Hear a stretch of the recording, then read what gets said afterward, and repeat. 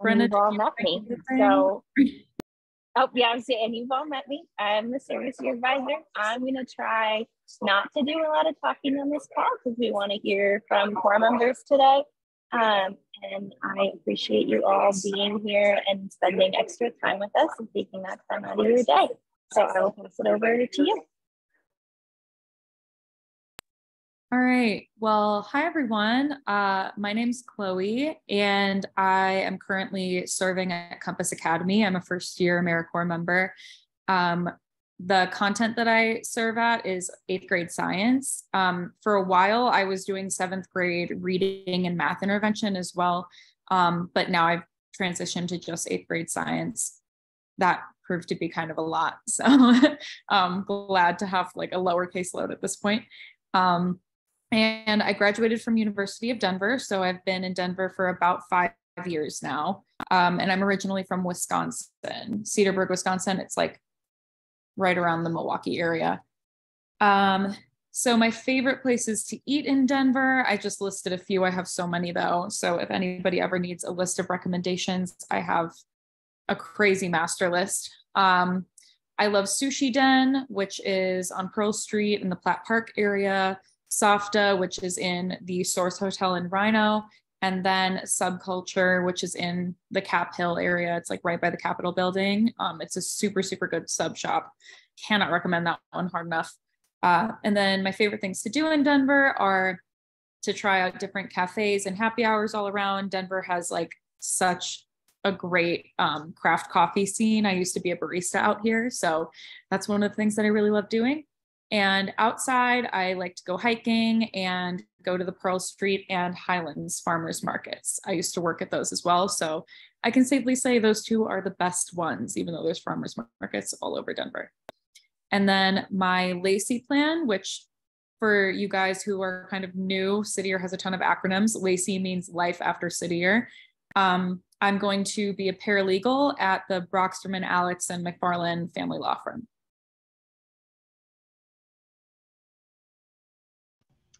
All right, hello everyone. My name is Owen Hansen. Right now I'm teaching freshman English at George Washington High School. I graduated from Traverse City West Senior High. I haven't gone to college yet, came straight out of high school. My favorite place to eat in Denver, I put Snarf sandwiches, but I just tried this place yesterday called Las Tortas, which can't recommend enough. It's an awesome place.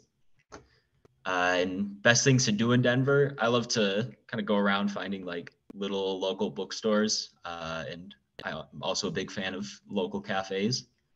And outdoors, Denver is really here for the hiking, so every weekend I try to get a good long hike in, and if I can, I just ride my bike somewhere. My life after City Year plan is to get a degree in teaching English as a second language and travel around South America teaching English to students.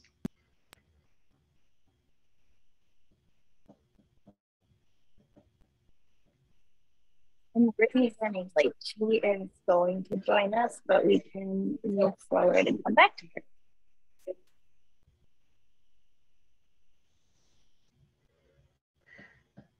Hi, I'm Cassidy. I'm currently serving. Sorry, it's dinner time. Currently serving at North High School. I help out in 9th grade English. I graduated from Principia College out in Illinois, and I was born and raised here in Denver. I really love Dave's Hot Chicken, but I also just love to go out and explore, or if I'm bored, I'll go on DoorDash and see what's around. I love, my favorite thing to do indoors is to go to the Alamo Drafthouse Theater. They're very nerdy, so a lot of their previews and like food items are curated to the movie that you're seeing, so it's very fun. And then I like to just hike or walk around outdoors. Denver usually has really good weather, so that's always fun. And then next year, I am planning on being a City Year teaching fellow. I will be working in high schools doing like freshman social studies. It's a little bit hard to hear you, Cassidy. I don't know if it's maybe the Wi-Fi or speakers, but if you want to try turning off your camera, I'm not sure. But I think we caught most of it, but it was tricky.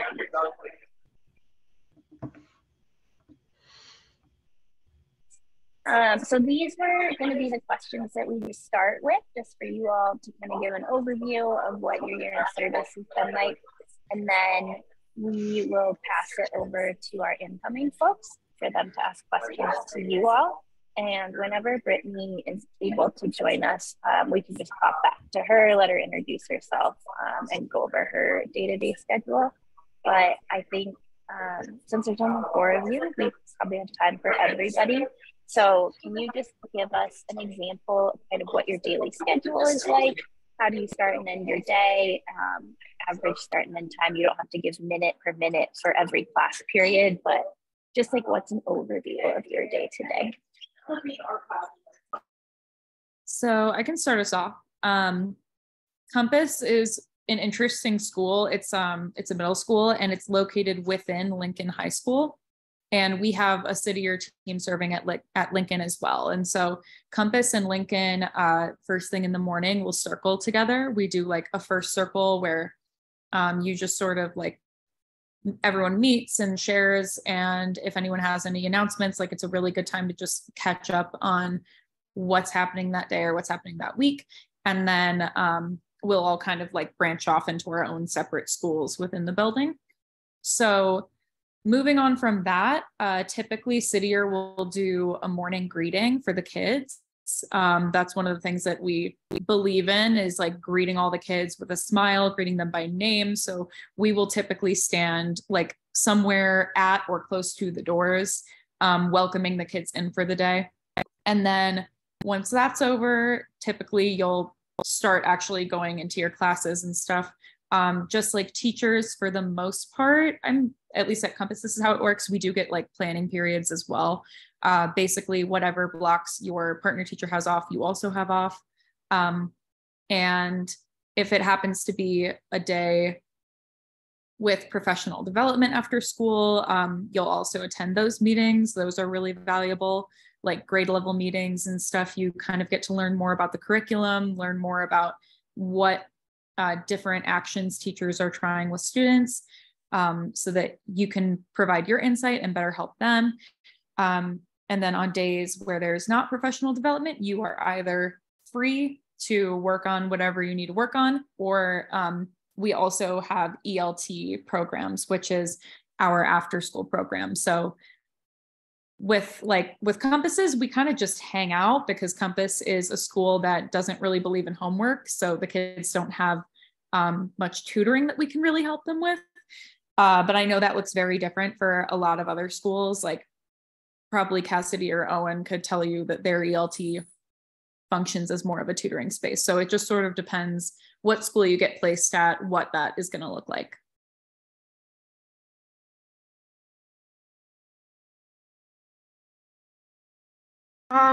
So sorry, our day is also fairly similar. I'll show up to North around 7:30, and then we'll do our morning greeting, have a little bit of like getting ready, and then we go and greet students coming in for the day. And then my planning periods are in the morning. So I just have my planning period, and then I go support my classes and my students. And then for lunch, we're usually either outside on the field watching the kids, just an extra set of eyes. And then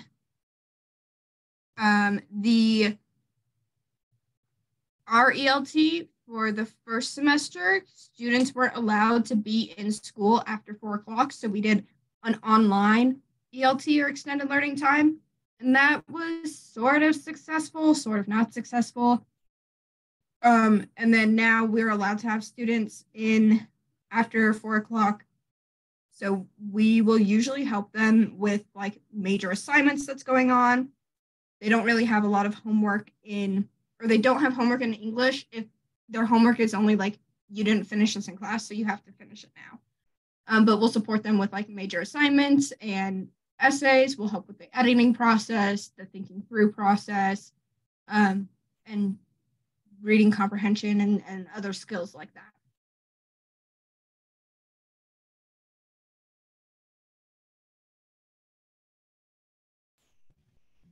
At George, it's a pretty similar deal. Starts at 7:30, and then we get like sort of prep time for about an hour.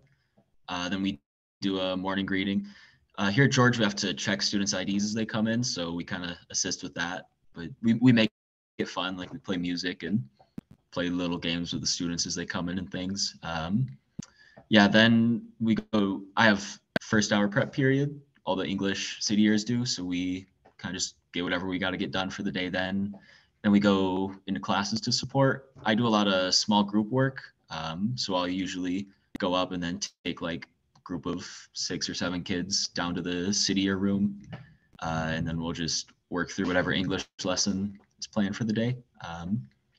Yeah, and then we go into ELT afterwards. We try to get them to do homework and things, but they tend to just want to hang out. So we usually end up playing card games, things like that, just having a good time. Yeah, and then we got about a half hour of work time just to do meetings, just to wrap up for the day, and then everybody goes home.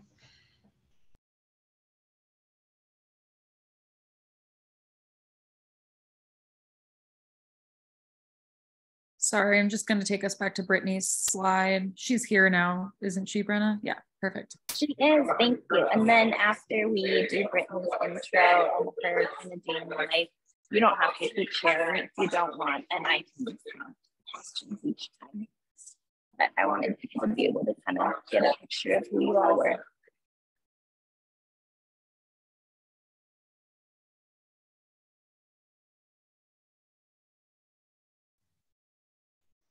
Okay, hi, my name is Brittany Meredith. My pronouns are she, her. I'm currently a service leader at Highline Academy. So this is my second year with City Year. I work with the entire 3rd grade. So it's 3 classes, like 25 kids in each.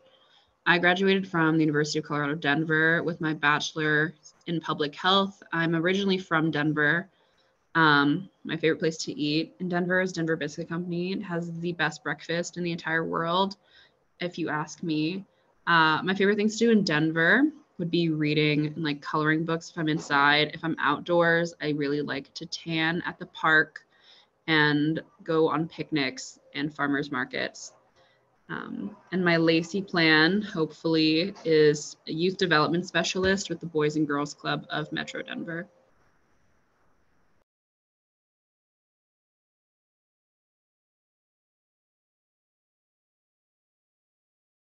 And if you can just kind of give us an overview of your average day, that would be super. And then we can go to the next one. Yeah, I hope you can hear me okay. They're vacuuming right now in the hallway. But example of my daily schedule. So we circle at 7 a.m. or not circle. We get, circle at 7 a.m. And then we lead morning greeting for our kids at 7:30, and that goes until 8. And then since I'm a service leader, I am only in a class half the day. So the beginning half of my day, I do planning. So I plan like different events and initiatives, team meetings, things like that. I also plan for like after school tutoring and clubs that we do here. And then I have recess and lunch duty since I'm at an elementary school. And then in the afternoon, I spend my time with one class, and that is like a social studies class that I support. And then I'm also in intervention where I get to do my small group time with my focus list students. And then at the end of the day, I just do hallway duty as students leave. And then Mondays, we have team meeting usually. And then Tuesday, Wednesday, Thursday, we do programs after school. So every single day on Tuesday, Wednesday, Thursday, after the kids leave, we do our own programming. And then that ends at 5, and then we final circle at 5:15. So that's my whole day from 7 to 5:30.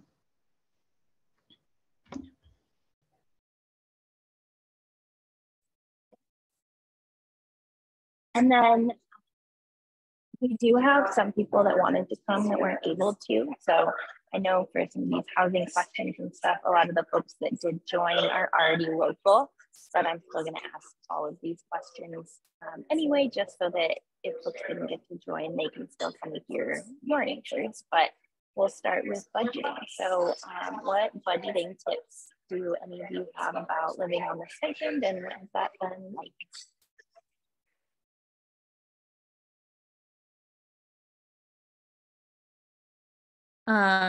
A major budgeting tip that I have is to try to get the lowest rent possible. I live alone right now, and that was really not a good choice because like pretty much all of my stipend goes to that. And when you are doing city year, you are eligible for EBT, which is food stamps. And my food stamps, for whatever reason, I had a really, really hard time setting them up, and we had to get like a lot of other people involved. So those did not kick in until, I don't know, I want to say like October, maybe November. It took a really, really long time. So because of that, like I, was paying for what is an astronomical rent on a stipend, along with groceries all at the same time. And I was like broke for the beginning of my time in service. And that sort of like burnt me out really quickly. So try to get the lowest rent that you can. And then hopefully you won't have the same food stamp situation as me as well. And we do have some of those contacts with planning and having to registration. We used to do that in the past, but because of COVID, their departments got shuffled around and they couldn't come to registration themselves. But hopefully this year they should be attending registration so that people can sign up right there. We don't have to so.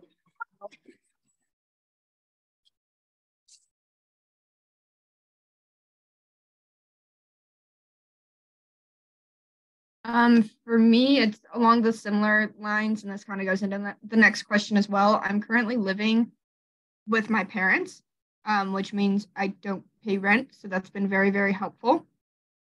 So if you have the opportunity to reduce your biggest cost, which is likely to be rent, take advantage of it. I also have a journal. The company's called Clever Fox, and they make budgeting journals. And I've been keeping track of my budget, and that's been really helpful just to visualize what I'm spending my money on and how I can do my best to like save as much as I can. And then I also this is just me personally, don't do a whole lot of like social activities outside of work. So I spend a lot of money on food, but a lot of the time I'm not really like going out and doing things because I recharge better like in the sanctity of my own home. So that is my tip. There's a lot of free things to do in Denver as well.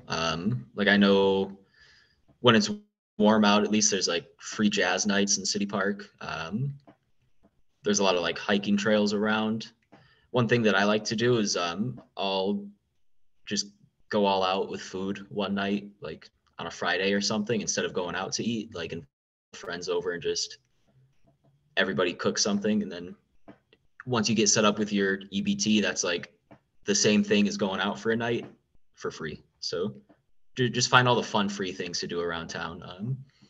I know City Year kind of tries to put a list of things together to do, or at least we did that this year.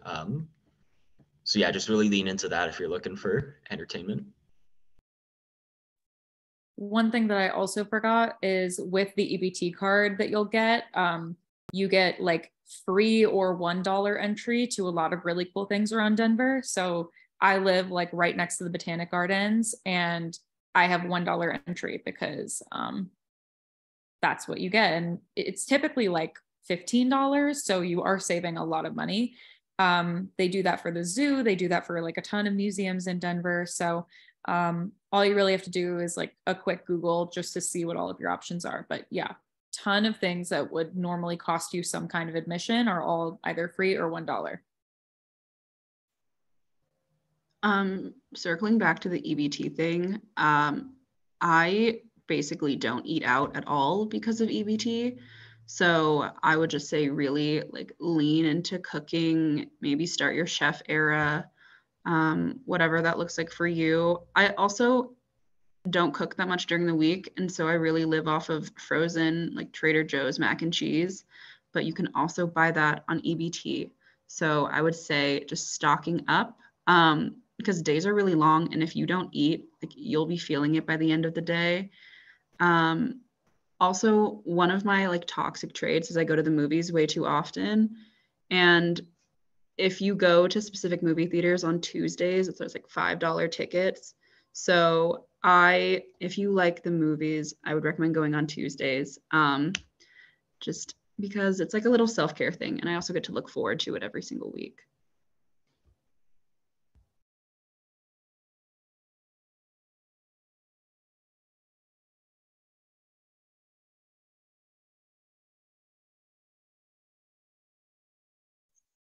Okay, I heard it's hard to hear me too, so sorry, I'll try to keep it short. I know we talked about housing and living arrangements a little bit, but I know like Owen, you have roommates. Does anybody else have anything like tips about housing or what does or doesn't work well about your living arrangement?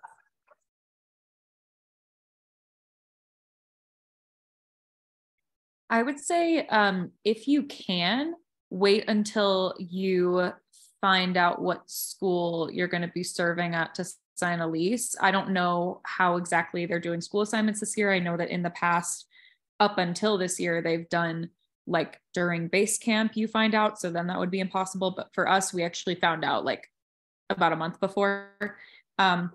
My current lease in Denver had been ending too early. So I had to just like pick a place, not knowing where I was going to be. So I just picked something super central in the Cap Hill area. But living like in your school community can be super convenient. Like just, you have to drive like 4 minutes to school. That would be amazing. And it can also be really awesome just to like live in the community with your students and like kind of share that experience with them. Like you're going to all these community events that are like also accessible to your students. And I feel like that's just a really good way to kind of like immerse yourself in the culture. So yeah, if you happen to find out your school arrangement before you sign a lease, I would say definitely try to be as close to there as possible. Yeah, I can kind of. Before you jump in, sorry, we are going to do a placement probably during DTA later because we won't be at North and Highline. All of our schools are in similar areas. They're all in South Denver. So you can check out the housing guide and just look at those neighborhoods, and commutes for all of our schools shouldn't be quite as tricky this year.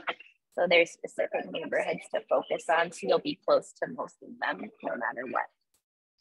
But still like a valid point. I just wanted to clarify the like placement thing. Go for it, Cassidy. I can kind of talk on like living in the neighborhood that you serve in. I have a like 5-ish minute walk to North. And there was a time when I like forgot my charger. So I was headed back and I like ran into students hanging out at the local park and like said hi and continued on my way. I'd run into them at grocery stores and at the McDonald's and stuff like that. And it's a combination of like really fun to see them like engaging in the community and being out and about. And it's a little bit awkward because like they're your students, especially because I'm teaching freshmen in high school. So everything's just awkward for them, which is totally okay. But yeah, before that I live with my parents, and that's been very great in like saving money. I have the opportunity to like pay off my student loans at the end of June, which is great because basically all the money that I would have put towards rent, I put towards that instead. So if you can find like relatives or family friends or have the opportunity, and it's good for like your mental and physical well-being, then like having the opportunity to live at home is great. But if you're moving in from out of state, one of the things that I like am missing because I'm at home is like I didn't get the chance to live with roommates, and I'm kind of missing that roommate factor. So finding like people in city year that you can like room with, I've heard some pretty cool experiences about that. So that, yeah. Yeah, I agree with the roommate things. Getting roommates is a lifesaver out here because rent is pretty expensive in Denver. So I've got 2 roommates who are also cityer people, and we each pay like $500 a month, which is pretty good in Denver. So really, I don't know if y'all got on the Slack yet. We got put on like a Slack page at the beginning of the year or beginning of last year, and it really helped to get me hooked up with some roommates. So yeah, find some roommates, find some people that you like, and then make a plan to find a place with them.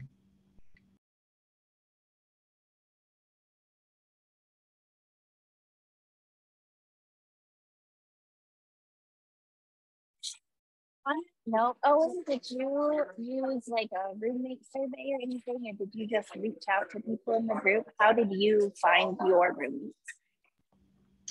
Yes, so I just kind of I reached out early in the year in that Slack group that we got put on, and just asked like, hey, I'm looking for a couple roommates. These are my interests. This is me, and yeah, right away I got 2 people who were also looking for roommates. So don't be nervous to ask. Just put yourself out there, and yeah.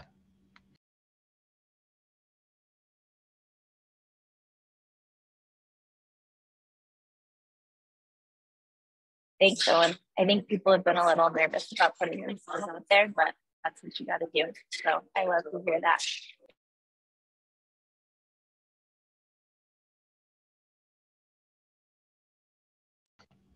Also, one other thing, there are a few like houses in Denver that are kind of passed down to cityer members.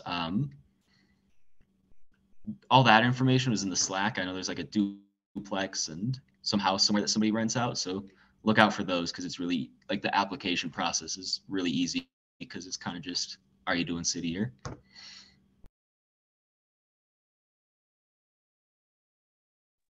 Yep, we just posted one the other week, so crushing it.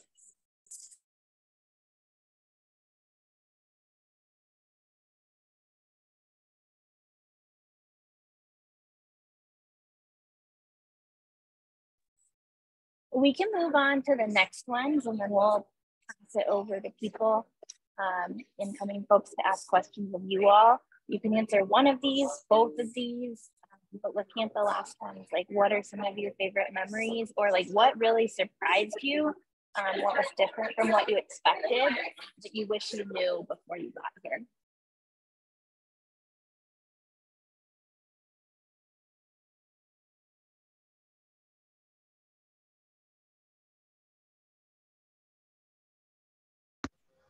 I can go first. So one of my favorite memories, just overall, I really love like the team aspect of cityer. I love my team this year and last year. After last year, I was like, there's no way anybody is going to beat my team. And then I got an even better team this year. So it's really exciting, the people you work with. I feel like you all share really similar passions about like youth development and just like overall values, which is really nice. And I really love all the events that you put on through cityer, and it just makes it really fun because you spend like 50 hours a week with these people. So it's really nice to know that the people you're working with are super cool and really aligned with you. And I think that's also something that surprised me because I wasn't really expecting to find people. I was more like, oh, it's just like a little job before I become a big girl. And it's like not that at all. Also, you learn so many skills. Like you have so many more things that I thought come into cityer than when I originally applied. I feel like it's a really valuable like work experience. It's not just like a little gap year program. And I was pleasantly surprised with that.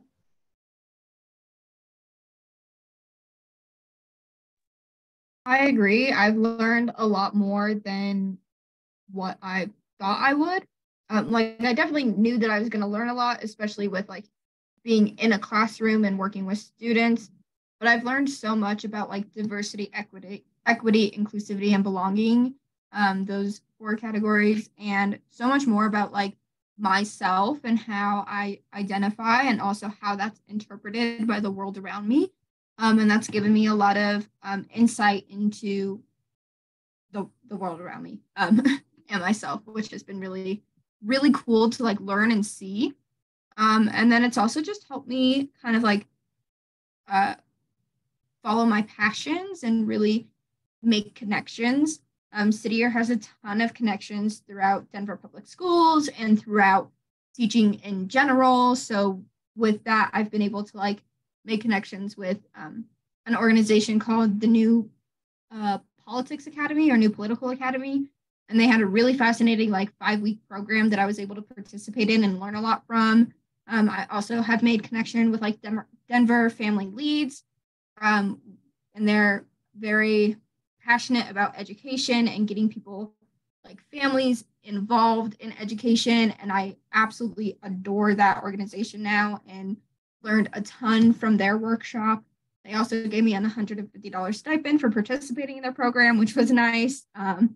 So yeah, I've just had the opportunity to take advantage of a lot of the connections that City Year has. And that has totally like blown me away. Yeah, I know this is going to be super broad, but my favorite memory overall is just every like dumb, crazy, hilarious thing a kid has ever said to me.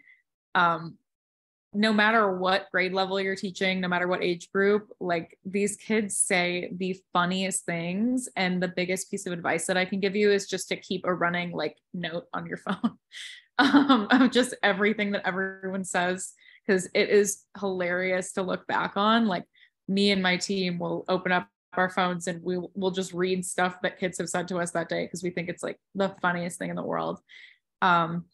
So that's, yeah, just overall, like every single interaction that you have with kids is somehow a story.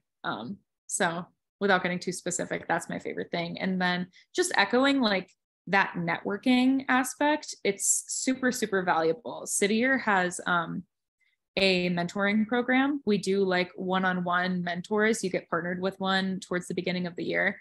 And my mentor has been so amazing. I love her so much. We're getting dinner later this week. And like, I wanted to go into the legal field out of City Year, and that's not like an uncommon path, but City Year definitely experience wise and networking wise is a little bit more geared towards like education. And she has just been so awesome giving me like recommendations on what I should do, who I should reach out to, because she's an attorney.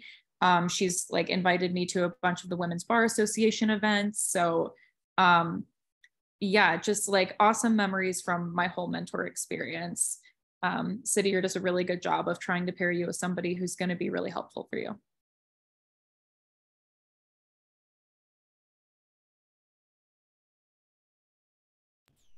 I think my like one of my favorite City Year memories, there's so many, it's hard to pick one. So I kind of had a game going with a bunch of my students where they tried to guess how old I was. And honestly, it started with, I'm 18 this year, and I don't want my students being like, I have classmates who are older than you. That's crazy. So I was kind of trying to hide it a little bit, but it just turned into a fun game for them to play later. Over the year, they kept getting like closer and closer. And like just a week or two ago, one of them finally guessed, "Mister, are you 19? I was like, "Yep, you got it. Congratulations." And they immediately, the first thing they said was, "I'm not calling you Mister anymore." And then they tried calling me by like my first name and stuff. And it lasted for like they were like, "That's so uncomfortable. I'm back to calling you Mr. Hansen." So yeah, there's a lot of like, the thing about being in City Year is you're not quite a teacher. The way we kind of define it is you're halfway between like a teacher and a friend to your students. So like your students are so much more comfortable coming to you with like drama that a lot of the times you don't want to hear. Yeah, just things like that. So you really get an opportunity to build strong relationships with your students just because of the red jacket that they give you. Yeah, something that surprised me was that like City Year is a lot more than like a 1-year volunteer job thing. Like you're doing like a real job. It doesn't pay like one, unfortunately, but like you're here 50 hours a week. You're doing like performance management reviews and a lot of really not so cool sounding stuff like that. But not to put you off from it, but it is a huge commitment, and it's really fun to see how you interact with it as a person.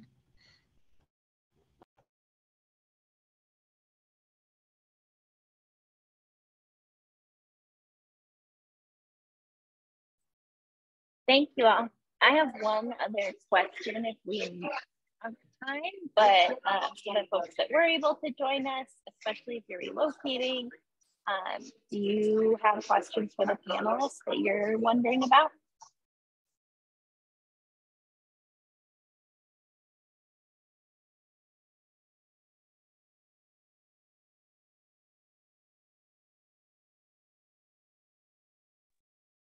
And I know I asked on our last call kind of like what people were nervous about, but if you're willing to share that again, I'm sure our panelists would be able to tell you kind of like how they managed any of those things and how they dealt with it. So don't worry. If you want to speak up, be brave.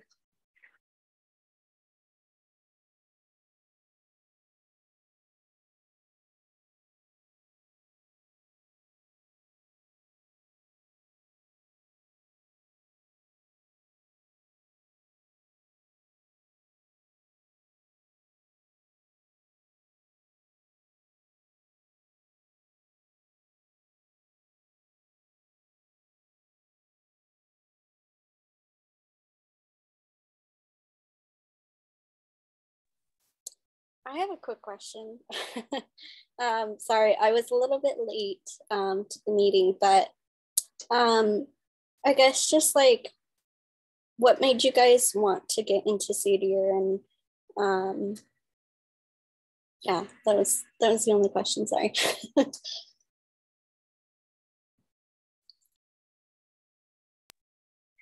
I can start off with this one. Basically, coming out of undergrad, my initial plan was to go right into law school. And I was really interested in like human rights law, criminal law. I basically like got really burned out at the end of undergrad, especially with COVID and everything that took over like the vast majority of my college experience. So I decided I want to get out and work a little bit before I end up going to law school. Like, let's see what's out there for me. But a lot of entry-level jobs are kind of not what an idealistic, like, I want to do some social justice, do some change kind of person is going to really respond to. So I was looking at all these jobs. I was like scouring Indeed every day, really was not finding anything that spoke to me, that sounded like something that I wanted to be a part of. And so I went to one of my advisors, and he ended up directing me to City Year. So basically what I connected with about it, even though like I came into this knowing I didn't want to be a teacher, was that I really care about education reform. That's one of the things that I've always been passionate about. And while there's only so much that you can do, and you really have to accept that as someone who works at City Year, there's only so much that you can do as one person in this like big, messed up, dysfunctional system. It's really, really rewarding to work with your focus list of students and do that whole classroom support and really like make a difference in some of these kids' lives, even if it's only for a year. So that was something that I really connected with, was just that I knew that my educational journey was so fortunate. Like I felt really, really lucky to have grown up in a really good school district. And I know that not all kids have that same opportunity. So being able to, right out of college, do something that I really felt mattered, regardless of how much it paid, was something that was really important.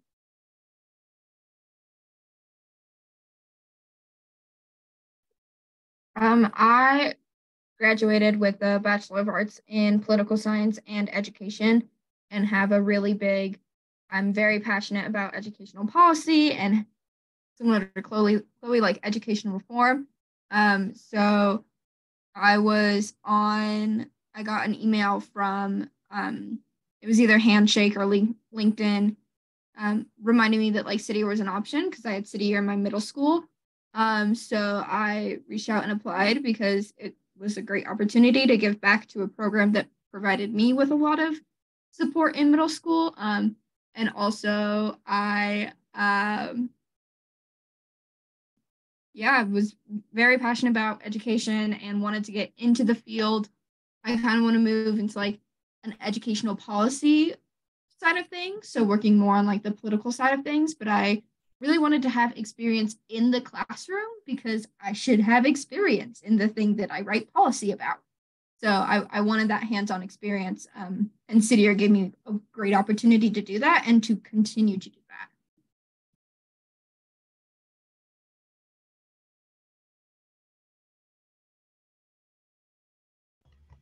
Yeah, I chose to do City Year because I was pretty sure at the time that I wanted to be a teacher. At the time, I was planning on being like a social studies teacher, but this year I've spent a lot of time working with like English language learning students, so it kind of shifted my focus, and now I'm planning on going into teaching ELD. So it was like a really good kind of catalyst for myself, because I was pretty unsure at like what I wanted to do, and then this just seemed like a great opportunity, kind of test it out, see if I truly did like education, and I can say that I do. And I think City Year is, even if you're not planning on teaching, still a wonderful like experience because you do so much here, and it's very, like people have said before, it's incredibly rewarding work getting to like see your students grow and succeed.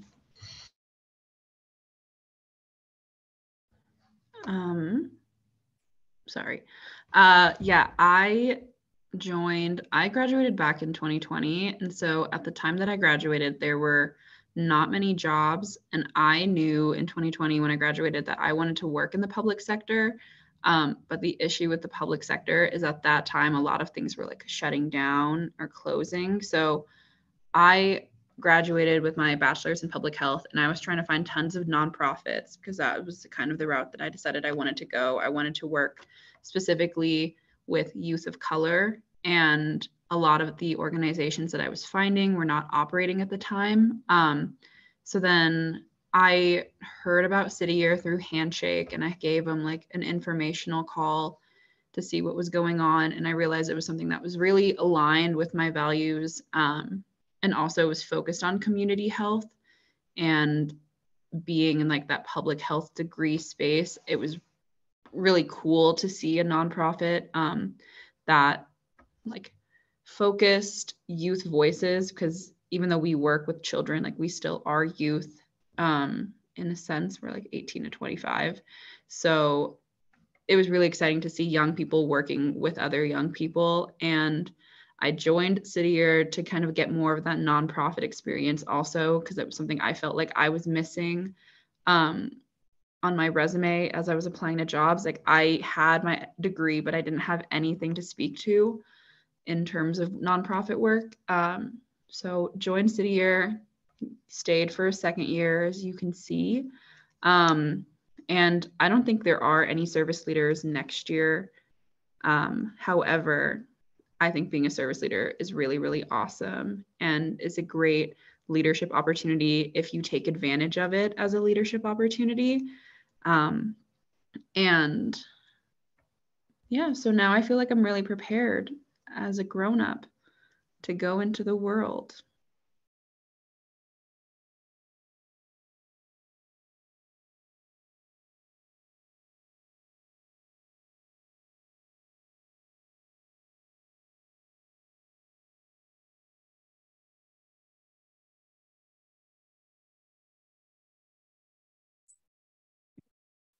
Questions or anything you're worried about that you want their advice on? I have a question. I'm coming from California. I actually did the City Year a while ago, like in 2018. So congrats to you all for making this far. I know how that, like the demand and the challenge of the job, as rewarding as it can be tough. So applause for you. But I wanted to know, what is your favorite thing about Denver? Like, what is another appeal for me moving to Denver? I'm very excited, but like, what is unique about Denver to you?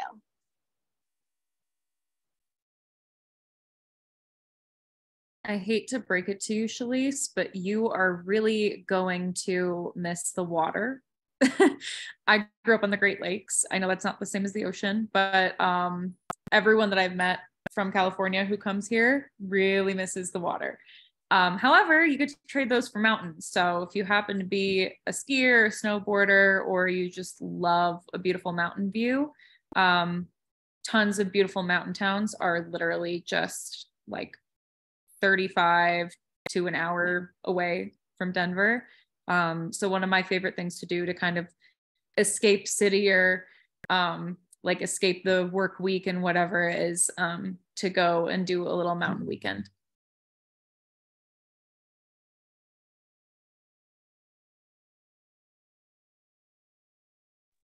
I also really love the mountains. I was born here, so I'm biased. I do think this is the best state. But the mountains are truly gorgeous. There's really such a unique beauty to them. We also have pretty cool sunsets that are nice, especially if you can spend some up in the mountains. That's really cool. I also just love the people. I think Denver has a really unique group of people, especially because a lot of people are coming from all over the place. So we have such a mix of literally people from all over the states, which does mean that there's like people are pretty bad drivers because you have Florida drivers and Texas drivers and California drivers and Boston drivers and all these different people coming to like the same place to drive, and no one drives the same. So that's a little sketchy. But once again, the mountains are just truly gorgeous. There's a lot of outdoor spaces, and a lot of people really value the outdoor spaces, so they take good care of them. Boulder is a really cool town that has a lot of care for the outdoor spaces. And then also, I'm a big fan of like Buena Vista and Leadville, which are a little bit farther away, but they just have those really cute mountain town vibes that are very unique to Colorado. I'm also from Denver, and there's this assumption that everyone from Denver loves the mountains, but I honestly don't care about the mountains very much. So I will tell you about Denver from a non-mountaineer. I think that Denver is a really cool city, like in the actual middle of it. I really am like a huge coffee fiend, and also, I don't know if I can say this on here, but like breweries are really cool too, and there's a ton in Denver. Yes, you can talk about that breweries. Okay, breweries are huge in Denver if you are over 21. And I just really love walking around Denver because Denver is like super sunny. It's like 300 sunny days a year or something like that. And so it's a really nice place to walk around. It's also dog friendly. Even if you don't have a dog, there's tons of places where people bring their dogs so you can see all of them without having to maintain the upkeep that is having a dog while being in service. But if you are someone who's coming to Denver for the mountains, there's a ton of really cool services where you can rent gear because gear is very expensive. So renting like skis, snowboards, tents, sleeping bags, all of those things, there's a ton of places in Denver that you can do that. Also, there are a few lakes. They are not very large lakes, but we have some here if you are really fiending for like a body of water.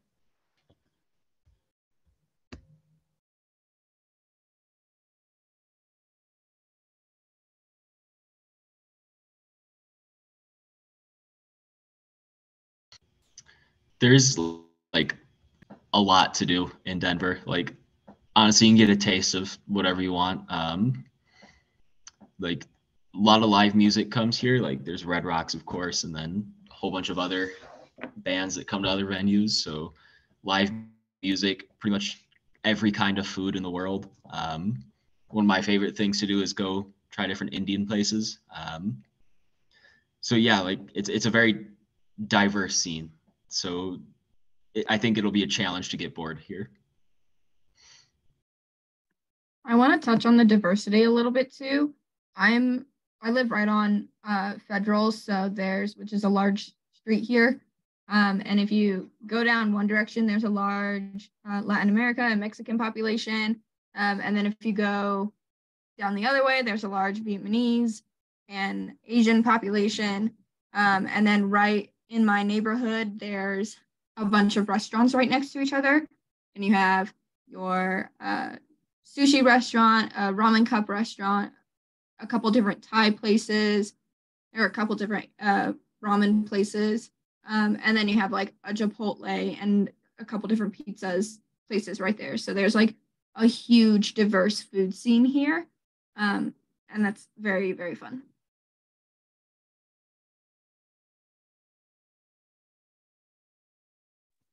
Thanks, everyone. Appreciate it.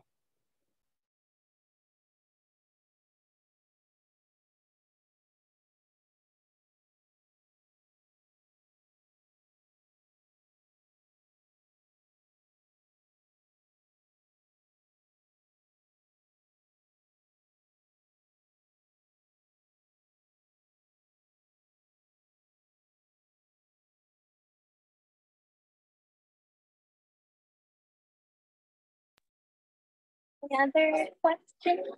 I don't want to keep you if there aren't. People, but if you have a question, we talk a little more time.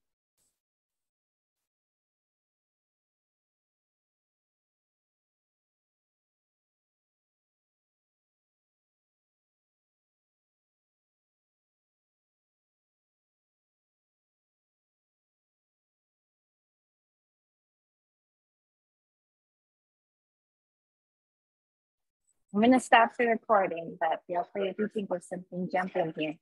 Otherwise, if you want to head out, you can too.